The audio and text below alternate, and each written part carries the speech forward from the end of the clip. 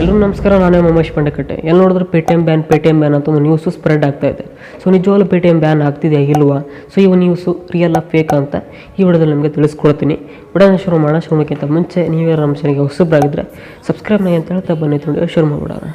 Paytm application ಒಳಗಡೆ ನಿಮಗೆ 3 ಥರ ಅಕೌಂಟ್ಸ್ಗಳಿರುತ್ತೆ. ಒಂದು ಪೇಟಿಎಮ್ ವ್ಯಾಲೆಟ್ ಅಂತ ಇರುತ್ತೆ, ಇನ್ನೊಂದು ಪೇಟಿಎಮ್ UPI ಅಂತ ಇರುತ್ತೆ. UPI ಅಂತಂದರೆ ನಿಮ್ಮ ಕೆನರಾ ಬ್ಯಾಂಕು, SBI ಬ್ಯಾಂಕು ಇವುಗಳನ್ನ ಆ್ಯಡ್ ಮಾಡ್ಕೊಂಡ್ಬಿಟ್ಟು UPI ಐಡಿನ ಕ್ರಿಯೇಟ್ ಮಾಡ್ಕೊಂಡಿರ್ತಿಲ್ಲ, ಸೊ ಆ ಅಕೌಂಟು.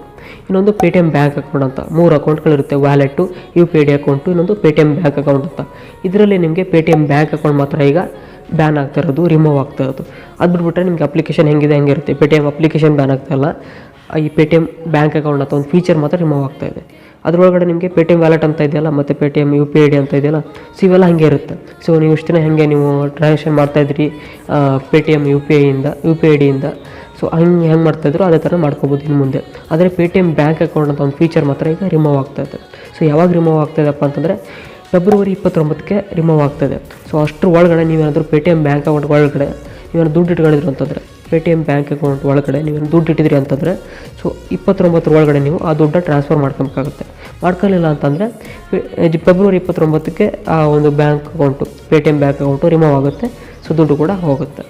ಸೊ ಅದಕ್ಕೋಸ್ಕರ ಅಷ್ಟು ಒಳಗಡೆ ನೀವು ಟ್ರಾನ್ಸ್ಫರ್ ಪೇಟಿಎಮ್ ಬ್ಯಾಂಕ್ ಅಕೌಂಟ್ ಇಟ್ಕೊಂಡಿದ್ರಿ ಅಂತಂದರೆ ಅಮೌಂಟನ್ನ ಟ್ರಾನ್ಸ್ಫರ್ ಮಾಡ್ಕೊಂಬಿಡಿ. ಸೊ ಇದು ಯಾಕಪ್ಪ ಹಿಂಗೆ ಬ್ಯಾನ್ ಮಾಡ್ತಿದ್ರೆ ಸಡನ್ಲಿ ಅಂತಂದರೆ, ಒಂದು ಸಲ RBI ಅವರು ಪೇಟಿಎಮ್ ಅಪ್ಲಿಕೇಶನ್ರವ್ರಿಗೆ ಒಂದು ವಾರ್ನಿಂಗ್ನ ಕೊಟ್ಟಿದ್ರಂತೆ. ಸೊ ನೀವು ರೀತಿ ಪ್ರೈವೇಟಾಗಿ ಪೇಟಿಎಮ್ ಬ್ಯಾಂಕ್ ಅಕೌಂಟ್ ಅಂತ ಒಂದು ನಡ್ಸಂಗಿಲ್ಲ, ಫೀಚರ್ನ ನೀವು ಅಂದರೆ ನೀವು ಪ್ರೊವೈಡ್ ಮಾಡೋಂಗಿಲ್ಲ ಅಂತ ಒಂದು ಸಲ ವಾರ್ನಿಂಗ್ ಕೊಟ್ಟಿದ್ರಂತೆ. ಅದನ್ನು ಕೇಳಿದೆ ಪೇಟಿಎಮ್ ಅಪ್ಲಿಕೇಶನ್ ಅವರು ಹಂಗೆ ನಡ್ಸ್ಕೊತ ಬಂದರು ಅಂತೆ, ಅದನ್ನ ರಿಮೂವ್ ಮಾಡಲಿಲ್ಲ ಅಂತೆ.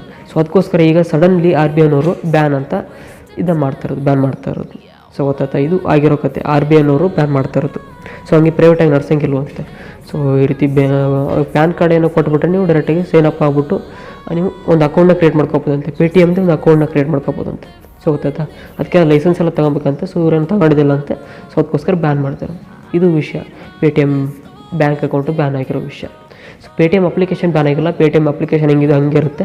ಅದ್ರೊಳಗಡೆ ಇರುವಂಥ ಒಂದು ಪೇಟಿಎಮ್ ಬ್ಯಾಂಕ್ ಅಕೌಂಟ್ ಅಂತ ಒಂದು ಫೀಚರು ಈಗ ರಿಮೂವ್ ಆಗ್ತದೆ ಅಷ್ಟೇ.